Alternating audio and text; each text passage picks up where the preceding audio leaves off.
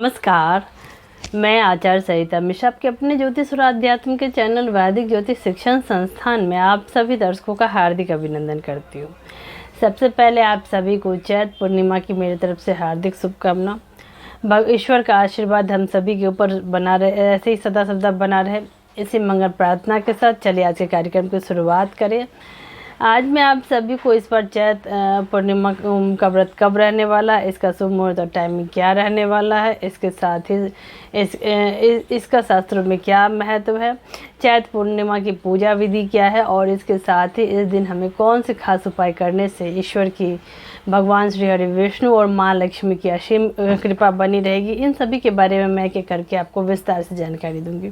तो कार्यक्रम आप सभी के लिए बहुत ही खास है, तो मेरी इस जानकारी को अंत तक देखिएगा। और यदि आपको मेरा ये ज्योतिष संबंधी कार्यक्रम पसंद आ रहा है तो मेरे वीडियो को लाइक करें, चैनल पे यदि पहली बार आए चैनल को सब्सक्राइब कर ले, बेल आइकन को प्रेस कर ले और मेरी इस जानकारी को औरों तक भी शेयर करें ताकि अन्य भी लाभान्वित हो सके। और यदि किसी को अपनी कुंडली मुझसे एनालिसिस करवानी हो तो मेरे मोबाइल नंबर, जो कि मेरा व्हाट्सअप नंबर है, इसमें मैसेज बॉक्स में जाके कंसल्टेंसी या हिंदी में परामर्श टाइप करें। इससे आपके जीवन में आने वाली हर प्रकार की समस्या से आपको अवश्य निजात मिल जाएगा। मैंने ज्योतिष के क्षेत्र में वैदिक ज्योतिष, पामिस्ट्री, न्यूमरोलॉजी, टैरो, वास्तु, फिजिटिंग, gemology, advance predictive astrology, remedial course, vastushastra, इन सभी विषयों का मैंने अध्ययन कर रखा है। अपने तरफ से मैंने इसे सीखने की कोशिश की है और लगभग 10-12 साल से मैं इस क्षेत्र में लोगों को सेवा दे रही हूँ। तो चलिए इसी के साथ जानते हैं कि इस बार के चैत्र पूर्णिमा में क्या सब खास बातें, आइए इसको समझते हैं। हिंदू कैलेंडर के अनुसार चैत्र हिंदू नववर्ष का प्रथम मास होता है। इस माह में पड़ने वाली चैत्र पूर्णिमा का विशेष महत्व है। चैत्र पूर्णिमा को चैती पूनम के नाम से भी जाना जाता है। यह दिन बहुत ही खास होता है क्योंकि इस दिन हनुमान जयंती भी मनाई जाती है। धार्मिक मान्यता के अनुसार इस तिथि को ही संकट मोचन हनुमान जी का जन्म हुआ था। इस वजह से हर साल चैत्र पूर्णिमा को हनुमान जयंती या महावीर जयंती मनाई जाती है, यानी कि यह दिन भगवान विष्णु के साथ साथ भगवान हनुमान जी की कृपा पाने का भी खास दिन होता है। चैत्र पूर्णिमा की रात्रि के समय चंद्रमा की पूजा की जाती है। इस दिन तीर्थ, सरोवर और पवित्र नदी में स्नान दान करने से पुण्य फल की प्राप्ति होती है। तो आइए जानते हैं कि चैत्र पूर्णिमा का सर्वप्रथम आइए जानते हैं कि चैत्र पूर्णिमा का शुभ मुहूर्त और टाइमिंग क्या है। आइए इसको हर माह की अंतिम तिथि को पूर्णिमा के रूप में मनाया जाता है। इस दिन भगवान विष्णु के साथ साथ माता लक्ष्मी और चंद्र देव की पूजा करने का शास्त्रों में विधान बताया गया है। साल 2023 में चैत्र माह की पूर्णिमा 6 अप्रैल 2023 यानी कि गुरुवार के दिन पड़ने जा रहा है।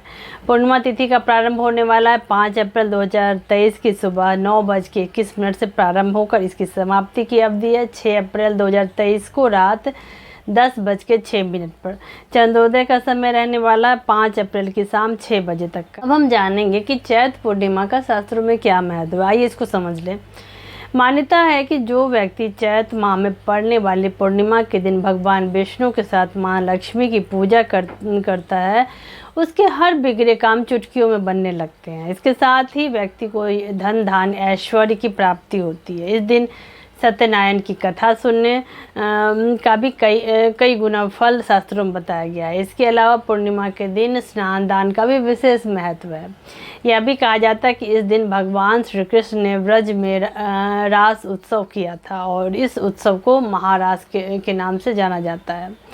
हनुमान मान्यताओं के अनुसार चैत्र पूर्णिमा के दिन हनुमान जी का जन्म भी हुआ था, इसीलिए इस दिन को कई जगहों पर हनुमान जयंती के रूप में मनाया जाता है।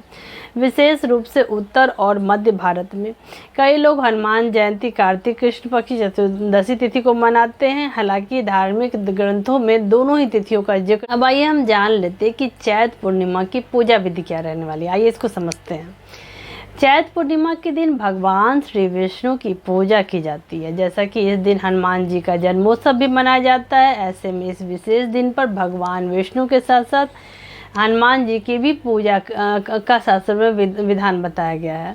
इस दिन सर्वप्रथम ब्रह्म मुहूर्त में उठकर सभी कामों से निवृत्त होकर स्नान आदि कर लें और फिर पीले या नारंगी रंग का वस्त्र धारण करना चाहिए। इसके बाद भगवान विष्णु का स्मरण करते हुए व्रत का संकल्प लें। फिर भगवान विष्णु की प्रतिमा स्थापित कर आह्वान करें, स्नान कराएं, पंचामृत और जल से उसको शुद्ध करें।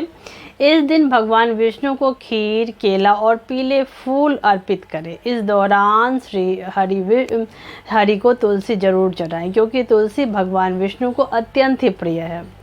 इसके साथ ही इस दिन कनक धारा स्रोत का पाठ करना चाहिए, साथ ही आरती और रात में भजन कीर्तन करना चाहिए। इस दिन रात्रि में विधि विधान से चंद्रदेव का पूजन करने के बाद उन्हें जल अवश्य चढ़ाना चाहिए। अब हम जानेंगे कि चैती पूर्णिमा व्रत की कृत कथा क्या रहने वाली है। आइए इसको समझें। पौराणिक कथा के अनुसार एक नगर में सेठ सेठानी रहते थे। सेठ जी की पत्नी रोज़ाना भगवान श्री हरि विष्णु की पूरी श्रद्धा के साथ पूजा करती थी, लेकिन सेठानी की भक्ति भाव देखकर उनके पति नाराज़ रहते थे, जिसके चलते एक दिन सेठ ने उसे घर से निकाल दिया। सेठानी घर से निकलकर जंगल की ओर चल पड़ी। रास्ते में सेठानी ने देखा कि जंगल में 4 आदमी मिट्टी खोद रहे हैं। यह देखकर सेठानी ने उनसे बोला कि आप लोग मुझे भी काम पर रख लो। सेठानी के कहने पर उन्होंने उन्हें नौकरी पर रख लिया। काम करते करते सेठानी के हाथ में छाले पड़ गए। यह देखकर उन आदमियों ने सेठानी से काम छोड़ने को बोला और घर पर काम करने को कहा। सेठानी के मान जाने पर वे उन्हें घर ले गए। सेठानी उनके लिए खाना बनाती थी। वे आदमी रोज़ 4 मुट्ठी चावल लाते और उसे बांटकर खा लेते। ये देख सेठानी को काफ़ी बुरा लगा। ऐसा देख सेठानी ने उन 4 आदमी को 8 मुट्ठी चावल लाने को कहा। सेठानी चावल बनाकर सबसे पहले भगवान विष्णु को भोग लगाती, फिर उस सबको परोसती थी। इस बार चारों आदमियों को भोजन बहुत ही ज़्यादा स्वादिष्ट लगा और सेठानी से खाने की तारीफ करते हुए भगवान विष्णु का ये झूठा है ये कहा। सेठानी के जाने के बाद सेठ भूखा रहने लगा और फिर वह सेठानी को ढूंढने जंगल निकल पड़ा। रास्ते में सेठ को वही 4 आदमी मिट्टी खोदते हुए दिखाई दिए। सेठ ने उन आदमियों से काम पर रखने के लिए निवेदन किया। जब चारों आदमी ने उसे काम पर रख लिया, लेकिन सेठानी की तरह मिट्टी खोदने से सेठ के भी हाथों में छाले पड़ गए। ये देखकर उन्होंने सेठ को भी घर पर काम करने को कहा। सेठ उनकी बात सुनकर उनके घर चले गए। घर पहुंचते ही सेठ ने सेठानी को पहचान लिया, लेकिन सेठानी घूंघट में होने के कारण सेठ को पहचान नहीं पाई। हर दिन की तरह इस बार भी सेठानी ने भगवान विष्णु को भोग लगाकर सभी को खाना दिया, लेकिन जैसे ही सेठानी ने सेठ को खाना देने लगी, तभी भगवान विष्णु ने सेठानी का हाथ पकड़ लिया और कहा कि ये तुम क्या कर रही हो। सेठानी बोली, मैं सबको भोजन दे रही। चारों भाइयों ने सेठानी से कहा कि हमें भी भगवान विष्णु के दर्शन करने हैं। सेठानी के अनुरोध करने पर भगवान विष्णु सबके सामने प्रकट हुए। यह सब देख सेठ ने सेठानी से अपनी गलती की माफ़ी मांगी और घर चलने के लिए निवेदन किया। तब चारों भाइयों ने अपनी बहन को खूब सारा पैसा और धन देकर विदा किया। इसके बाद सेठ भी भगवान विष्णु जी की भक्त बन गए और उनकी भक्ति में लीन हो गए। ऐसी मान्यता है कि चैत पूर्णिमा का व्रत रखने से सत्यनारायण भगवान के साथ हनुमान जी, प्रभु श्री राम और माँ सीता की असीम कृपा जातक के जीवन पे सदा सदा बनी रहती है। जानते हैं कि चैत पूर्णिमा पर कौन से खास उपाय करने से हमें ईश्वर की असीम कृपा हमारे जीवन पे बनी रहेगी। आइए इसको समझते हैं विस्तार से। पारिवारिक जीवन में खुशहाली के लिए ज्योतिष शास्त्र के अनुसार प्रेम और पारिवारिक जीवन में खुशहाली के लिए चैत पूर्णिमा के दिन पति और पत्नी को एक साथ चंद्रदेव को जल चढ़ाना चाहिए। इससे वैवाहिक जीवन सुखमय रहता है और पति पत्नी के बीच प्यार बना रहता है।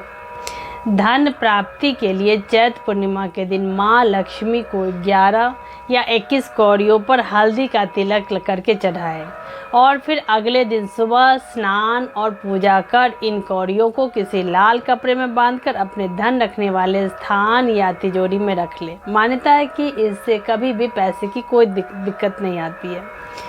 सुख समृद्धि के लिए इस दिन माँ लक्ष्मी के मंदिर में जाकर लक्ष्मी जी को सफ़ेद और पीले पुष्प अर्पित करने चाहिए। साथ ही खुशबूदार अगरबत्ती और इत्र भी चढ़ाने चाहिए। माना जाता है कि इस उपाय को करने से माँ लक्ष्मी की विशेष कृपा बनी रहती है और घर में सुख समृद्धि और सौभाग्य की प्राप्ति। आर्थिक स्थिति को मजबूत करने के लिए चैत्र पूर्णिमा के दिन स्नान से निवृत्त होकर पीपल के वृक्ष पर सफ़ेद मिठाई चढ़ाना चाहिए। माना जाता है कि ऐसा करने से धन की देवी माँ लक्ष्मी प्रसन्न होती है और व्यक्ति की आर्थिक स्थिति मजबूत होती है। इससे चंद्रमा की स्थिति के लिए कुंडली में चंद्रमा के नकारात्मक प्रभाव को कम करने के लिए इस दिन रात में चंद्रदेव को पूरे विधि विधान से इस दिन पूजा करें। साथ ही गाय के दूध में सफ़ेद फूल, चीनी और अक्षत मिलाकर चंद्रदेव को जल दें। इस दौरान ओम एम क्लीम सोमाय नमः मंत्र का उच्चारण करते हुए चंद्र देवता को अर्घ्य दें। ऐसा करने से भगवान की असीम कृपा हमारे जीवन पर सदा सदा बनी रहती है। तो इसी के साथ ईश्वर की कृपा हम सभी पर बनी रहे। आप सभी मेरे कार्यक्रम को ज़्यादा देखें, पसंद करें। धन्यवाद।